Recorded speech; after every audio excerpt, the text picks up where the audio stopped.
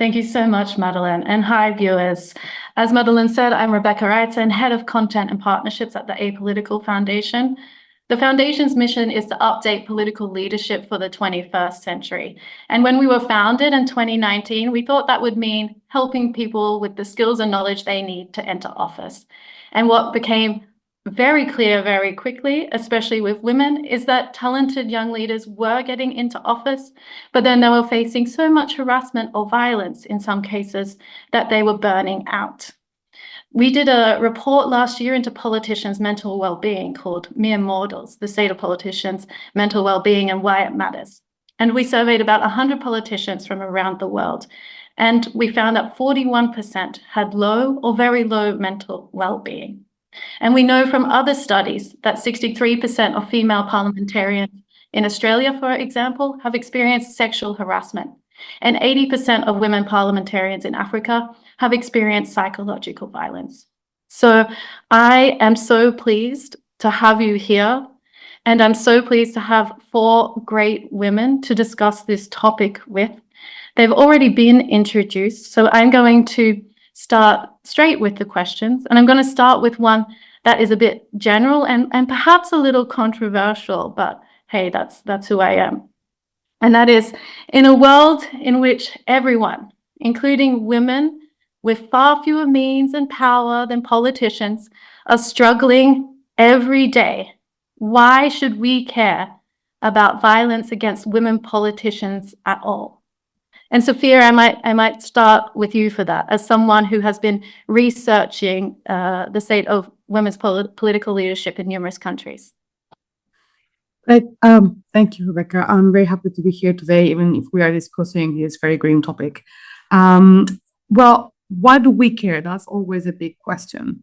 And I get it asked a lot about whether, what is the scope and the reach of this problem? And one of the first things that I would like to emphasize is that the amount of harassment, abuse, and intimidation experienced by politicians while doing a public service, because we have to remember that they are there to represent us, is significantly higher than the harassment, abuse, and intimidation suffered by the general population. So in a way, by doing a public service, they are putting themselves in risk. We know, and my research has shown over the years that in different countries, that women are systematically being abused. So they are victims of abuse, harassment, and intimidation, psychological, physical, and online, but also in different countries. So this is shown and is consistent in countries in Latin America and in Europe as well as it is in the US. But also it has shown that women, not only that women also feel significantly less safe than men when they participate in politics. And I want to emphasize the importance of looking at feelings of safety, because even if someone hasn't experienced any form of violence, where a politician doesn't experience any form of violence, just by knowing that being there makes you a target and being a woman makes you even more of a target, then that really leads them to change their behavior. So what we are observing now is that women change the way that they campaign, which puts them sometimes in disadvantage. That women are sometimes considered 2 or 3 times whether they run for office, that their families are starting to discourage them from running for office, but also that they are refraining, once they reach office, that they are refraining from discussing certain issues. So I will say that why do we care? Well, this is a fundamental issue for the well-being of a democracy and for the representation of women and other minorities in the democratic process. Thanks so much, Sofía. Nazita, I'd like to go to you now, because you also have been researching women political leaders, specifically, I believe, in Sweden, but also with women of color in the US. So can you speak to any unique forms of harassment that you found kind of different groups face compared to others in your research? Yeah, absolutely. So in my work with Dr. Sandra Håkansson at Uppsala University, we have actually examine the experiences of different types of psychological and physical violence in both Sweden and the US. And just taking Sweden into account, we're finding that representatives with immigrant backgrounds, both men and women, are facing significantly more physical and psychological violence than representatives without such backgrounds. But what's really worrying is that for those of us who are concerned about democratic inclusion and representation, as Sofía was saying, we're finding that these high levels of violence are disproportionately pushing politicians who are women with immigrant backgrounds out of office much earlier. And women with immigrant backgrounds are basically our best proxy for women of color in Sweden. So we've since extended this work to the US with really generous funding from the Bloomberg Center for Cities. And we surveyed local politicians, and we found that, again, women of color are reporting experiencing more types of insults, harassment, threats, malicious impersonation, property damage, and physical attacks over this past year. And so just a brief example, 70% of women of color reported facing insults over the past year, compared to about 61% of white women, 66% of men of color, and 53% of white men. We might think that insults might be the least severe type of violence, but if you extend this and look at physical attacks, which is sort of the most severe type of violence that we inquired about, 7% of women of color reported experiencing a physical attack over the past year. These are local politicians, compared to about 2% of white women, 3% of men of color, and 1% of white men. So again, in the US case, our findings are showing that women of color politicians are facing more political violence in absolute terms in the US, but also in Sweden more than other groups. And this is pushing them out of office.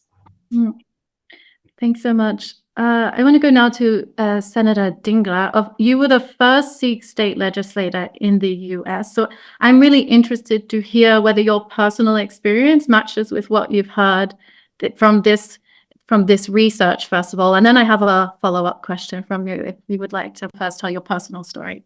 Absolutely. Thank you so much. It is unfortunate and so true that the research does match the reality. I've been a first in many times in my life. I was one of the first South Asian prosecutors with King County. I trained law enforcement in crisis intervention. But the sexism and harassment that I faced when I decided to run for office was something I did not expect at all, especially on social media, in email, and even in person. Like, people feel empowered to say things they would never say in real life or to anyone who they don't think of as a public figure. There's a sense of entitlement that people feel towards women politicians, especially women of color. And my seatmates are two white men. So when we have had town hall meetings, it's actually been very, very easy to see the sexism and the racism. And the last time we had that, I actually stood up and I called it out. And I said, can I ask you, why is it that you're speaking to me like this and don't use the same tone and words for my two seatmates? And the audience yelled out, racism, sexism. And so I think it is so imperative for us to call it out whenever we can. And how have these experiences kind of impacted how you legislate protections for women generally regarding harassment? Well, I'll speak specifically around a code of conduct that I created for the legislature. Because I had an unusual take into politics, I was a prosecutor for 20 years. I went to my first Democratic Party meeting in December 2016 and decided to run for office in February 2017. So very short time period. And when I came in, because of my history on working on gender-based violence, I had staff, senators, representatives, lobbyists come to me individually to share stories of harassment and sexual harassment that really shocked me. I recognized some scenarios that actually rose to the level of criminal conduct. And so I actually worked to create a code of conduct for the legislature which sets expectations on how anyone conducting business with the legislature is expected to conduct themselves. This included training, infrastructure to report and investigate violations of the code and consequences for it.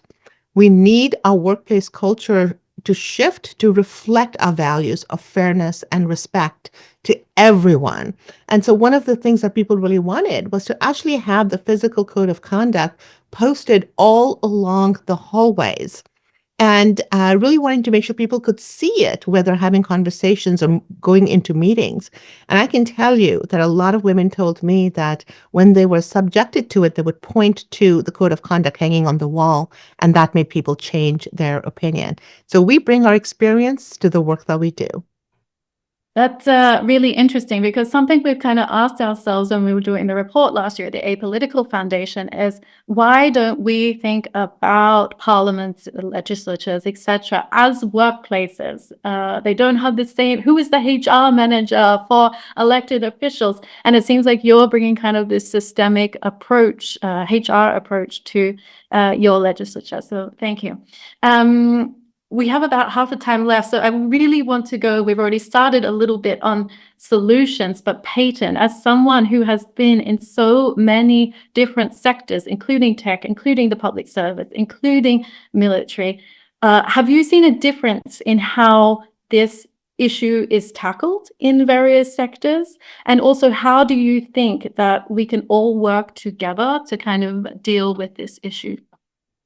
Unfortunately, I would say, and maybe fortunately, but also unfortunately, I've been in the rooms, very powerful rooms, with key stakeholders, and have been the fly on the wall and seeing these things happen in real life, whether that was when I was staffing federal senators, whether I was staffing White House officials, whether I was staffing people in global government bodies, in combat and humanitarian disasters, and you see the same type of activities play out.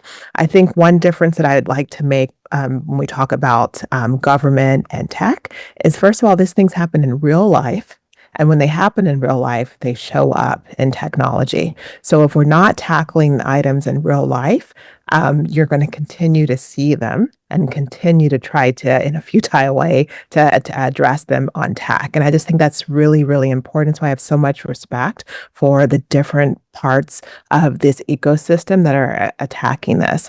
I've had the opportunity to work in tech and see the constant Frankenstein of the platforms and systems to try to address these items. I've seen the ebb and flow, too much. Now they're getting in trouble. Oh, they've done too little. Now they're getting in trouble. And then the idea of that it is something that is quantified, like you're making money off of it. And I really, truly believe is, once you're profiting off of something and you're not spending that same amount of money on moderation and mitigation, that is an issue and you should be held accountable. I want to repeat that again, because there's a lot of discussion about whose responsibility that is. But if this is baby formula, if this is lead-based paint, right? If this is a code of a building and how it should be structured, those who are building it are required. Full stop.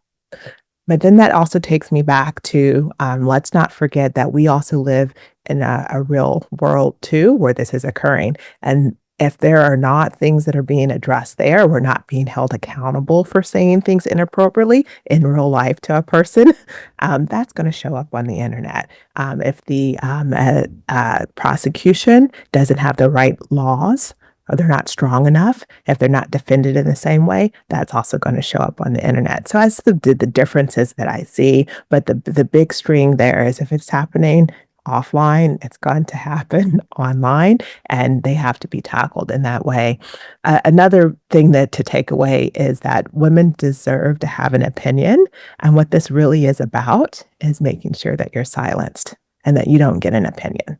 We have lots of terms that we call this, violence, online aggression, etc. I've run legislation for years, passing some of this work. I've worked on it many times, but the ultimate crux here is they don't feel like you deserve a voice.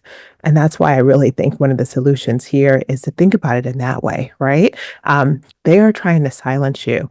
You have the same amount of right to have an opinion, to shape government, to shape laws, to shape corporate. It happens in corporate America too. The women don't get to have their voice. They can be ostracized in that same way.